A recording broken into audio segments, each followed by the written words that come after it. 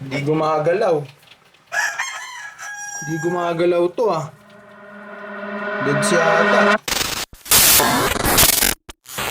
What's up mga men, anong balita sa inyo at sa akin anong balita? So ngayon nandito tayo sa bahay dahil kasalukuyan nagre-repair ako ng mga galon nga na ginagamit natin as enclosure ng mga hamsters ngayon. So di ba sabi ko sa inyo, sa mga susunod na video na i-upload ko, ipapakita ko sa inyo kung paano ko siya ginagawa. So eto, pakita ko sa inyo. Yan sa labas. Sa madaling sabi, may naumpisahan na ako. So bago tayo pumunta dyan, dito muna tayo sa likod. Dito natin tinayo dati yung Kuya J Hamstery 2.0. Eto, dito. Diba? Dyan yun. Pang! So ngayon mga men, paanti siya. Ito lang, may aso kami dito, si Bluey. Pero kulay itim. Ang galing! Ang galing! So kagaya nung sinabi ko sa inyo dun sa last video na in-upload ko, meron tayong mga bagong inaalagaan dito sa Kuya J Hamstery. Nakaraan nga is yung cochin ball, manok yun na maliit na bantam, tapos mabilugan yung balahibo. So ayun yung karakteristik ng cochin ball. Ayun sinasabi ko sa inyo nga additional na alaga natin sa Kuya J Hamstery. Aside dun sa cochin ball, ayan pugo.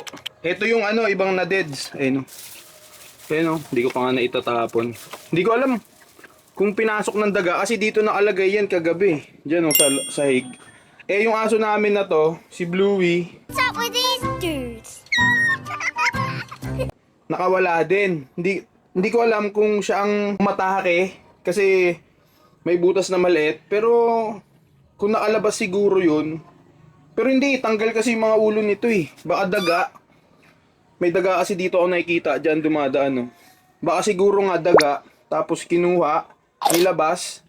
Yun, nung nandito na sa labas, ito, pinaglaruan niya na. Actually, nung dumating yan dito sa akin, maliit pa. Maliit pa yan. Siguro parang 1 week pa lang. 3 days pa lang yata. Pero matibay na. So, naalagaan ko lang din ng ayos.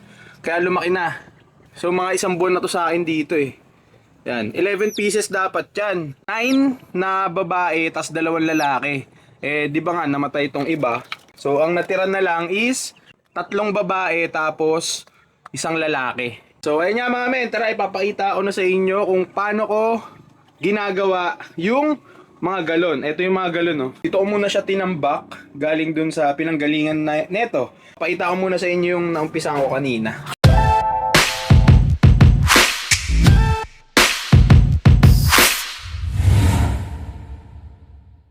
Hindi lang ako nakapag-vlog agad, gawa ng low bat etong camera na gamit natin. Ito yung natabas ko na.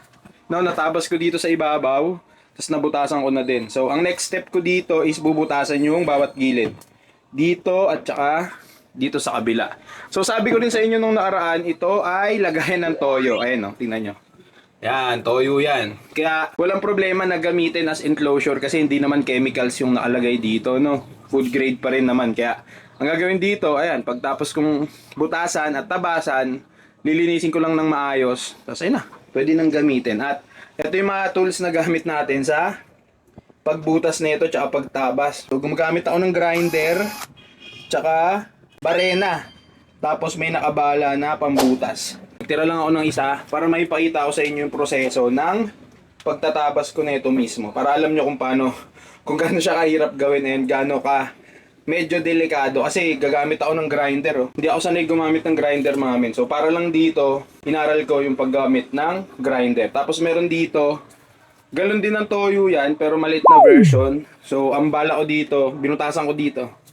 Yan, ang bala ko dito is para sa robo. So ang aim ko lang naman is magkasya yung kamay ko sa loob, which is kaya naman. Siyempre para pag kukunin yung robo, if ever may anak or kung ano mang ilagay natin dito. Baka kumuha rin kasi tayo kay Boss Edids ng winter white. So dito natin siya ilalagay. Alright?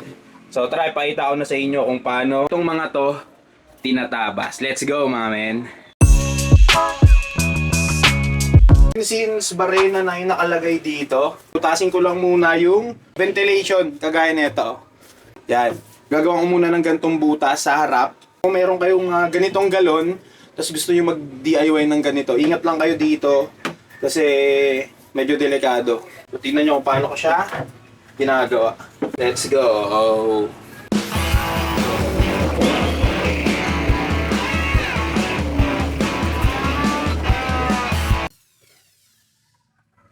So, ganun lang siya kabilis. Kasi nga, syempre, barena naman to. Ito na yung tsura niya, mga men.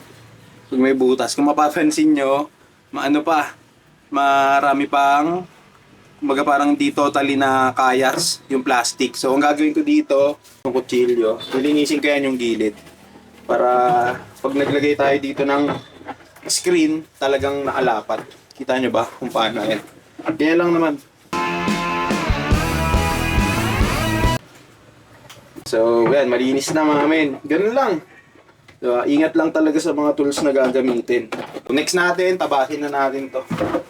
So, palit tayo ng gamit. Kung delikado na yung barena, ito yung mas delikado kasi grinder to eh. Ayun. May cutting disc dito. Actually, talagang hindi ako sanay gumamit ng mga gantong tools. Barena, nito na lang din ako natuto gumamit. Etong grinder, never talaga ako. First time ko lang gumamit nung, nagsimula nga ako tabas-tabas ng mga galon. So, nilakasan ko na ng loob ko para yung pinaplano ko dito na maging kulungan nga, maging enclosure to ng hamster is magkatotoo. Let's go! Mabilis lang to mga men.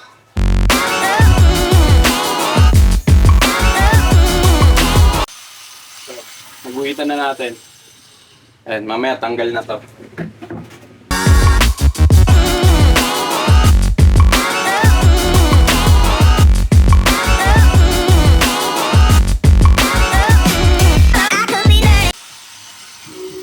So ito yung pinaka natanggal dun sa galon, yung pinaka head niya. Ayan. Ganto na yung itsura niya. Pero may kulang pa mga men yung sa side. Ayan, lalagyan natin to ng butas. Kukunin lang natin yung bala na ginagamit ko pag nagpambutas dito sa dalawang sides. Tara, punta tayo sa hamster. So ayan, papunta na tayo dun sa taas para kunin nga yung bala na pambutas dun sa dalawang gilid ng galon. So, papakita ko na rin sa inyo yung mga hamsters natin na may anak. Sana talaga ng anak. Lahat nung sinalang ko nung April 9, 3 piraso lang naman yun. Diba? Tas di pa manganganak. Negats. No? Pero nung tignan ko naman, positive naman na buntis. So, sana magtuloy lang at saka sana, syempre, maraming anak. Tingin na paldo na naman! Yes! Paldo! Boom! Panis! Hanapin muna natin dito yung bala na sinasabi ko. Dito lang yun eh. Ayan, pasok na nga tayo dito. Yan! Madadagdagan na natin to.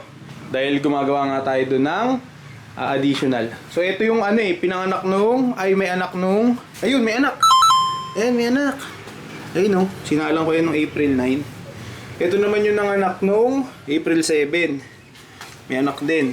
Yung iba rito, nabawasan na yung anak. Meron pang isang April 9 dito, hindi ko nailipat ng bin. April 9, nasa na yun?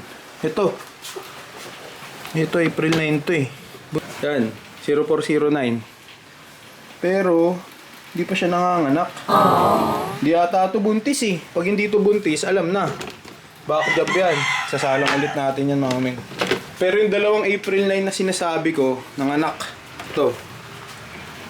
Yan, ito yung isa. Ayun, may anak siya. Ito yung isa. Nakaw. Hindi gumagalaw. Hindi gumagalaw to ah.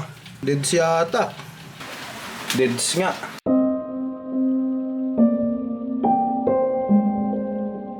Mamaya, check ko kung kamusta yung mga hamster dito. Nako.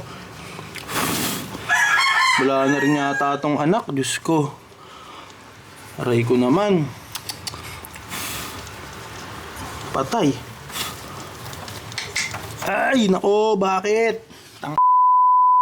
So dito mga men, hindi ko na pinagsawalang bahala yung nakita ko kasi yung nakita ko dun sa isang galon na enclosure, merong isang female hamster doon na may anak. Nakita ko yung mukha ng female hamster, maga, tapos napansin ko yung mga anak niya parang wala nang buhay. Kaya dito dinoble check ko na agad, tapos ayun, na-confirm ko nga na yung anak ng female hamster na namaga yung mukha is lahat patay na. Tapos siya, yung mukha niya, yung mata niya namamaga. So kalaunan namatay din to mga men, di rin nakasurvive. Kaya sa mga nagbabalak mag-alaga or mag-breed ng hamster, magbaon kayo ng mahabang pasensya mga men, kasi lalo na pag nasa breeding na kayo, hindi sa lahat ng pagkakataon okay yung magiging resulta ng pagbe-breed nyo. So okay na tayo dito. At balik na tayo sa paghanap ng bala para matapos na natin yung paggawa ng DIY water gallon enclosure.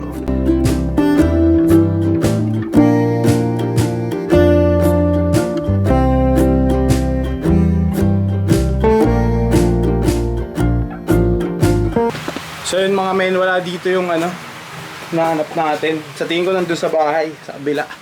Doon sa nag-iisang galon doon. Check natin. Hindi nga ako nagkamali mga men at nandito yung sinasabi kong pangbutas sa mga side netong galon. So kung mapapansin nyo, yung mga galon dito, may butas na. So hindi ko na naipakita sa inyo mga men, pero ganun lang din naman kasi. Diba? Bubutasan lang yan gamit ito. Ayan. Gamit itong bala. Hindi ko na alam kung anong sukat na ito, pero nandyan yung link na ito kung saan kayo makakabili ng ganitong klaseng bala. Parang ngipin, no? Holso. So, ayan, binuksan ko lang, ikot lang, tapos tutok lang dyan. Yan o. Bubutasin niya lang yan. So, yun lang yun. Tapos, ang next step na natin dito mga men, bubutasan lang natin siya gamit, saan na ba yun? Ito yung ginagamit kong pinambabala sa barena, pambutas, ayun no. Di ba kayo nakapag-nakatambala kami? Yan. Di ba kapag Para maganda yung pagkabilog. Tsaka syempre, makapal nga naman tong galon. So, mas maganda na ganito, yung drill bit na gagamitin natin. So, ayan. Yan lang, ibabala lang din natin yan. Tapos, bubutasan natin yung lagayan ng water bottle. So, ayan mga men, natapos ko na ring tabasan at lagyan ng mga butas itong galon na nasa likod ko. So, itong mga to, hindi pa tapos. Kasi nga, nabutasan pa lang to, tas natabas yung pinaka-head nitong galon na malaki. Tas, sa mga butas, okay na yan. Yung mga ventilation, yung lagayan ng drinking bottle, ayan, meron na rin yan lahat. So, ang gagawin ko dyan is, lilinisan ko na lang naman yan at wala naman na sigurong dapat ipakita sa inyo kung lilinisan natin. No? So, ang pinaka-highlights lang naman siguro na ito sa paggawa na itong bin natin na DIY, nagawa sa galon, is kung paano binubutasan tsaka tinatabas yung parte na itong galon para mas, ano siya, para maging buo na DIY bin cage. Tapos, the rest, wala naman ng something special doon. Ito, lilinisan ko na lang naman to. Tapos, lalagyan ng mga screen. Yun na lang yun. Tapos, yun na. Wala na. Nakita nyo naman na yung finished product na ito. So, ang pinaka-pinaita ko lang sa inyo kung paano to tabasan, lagyan ng butas, no? Tsaka kung saan ko to nakuha. Ayan, nakikita nyo sa screen kung saan naalagay itong mga galon na pinapaipon ko dun sa kakilala ko din na may hawak nitong mga toyo na to. So kapag ubos na, wala nang laman, sabi ko, dyan, sa area na yan, ilagay. So ayun, nakikita nyo sa screen. Diyan lang yan tinatambak. Tapos kapag pwede ko nang kunin, yan, binabiyahe na namin. So yun lang naman mga men. At maraming salamat kung umabot ka sa dulo ng video na to at hindi ka pa rin nakasubscribe. Ano pang hinahantay mo? I-click mo na yung subscribe button dyan and yung bell notification sa tabi nun para lagi kang updated sa mga ina-upload kong videos dito sa channel. At ayun nga, kung umabot ka talaga sa dulo ng video na to, maraming salamat sa iyo. At i-comment mo dyan sa comment section mga men, #Pugo. Ayan, kasi nandito tayo sa likod ng mga alaga nating pugo na nabawasan ng 7. Paki-like na rin na itong video para mas marami pang makapanood. Siyempre, yung algorithm, ma-reach yung mga interesado rin sa ganitong klase ng content. At hanggang sa muli mga men, magkita-kita tayo sa next video. Let's go!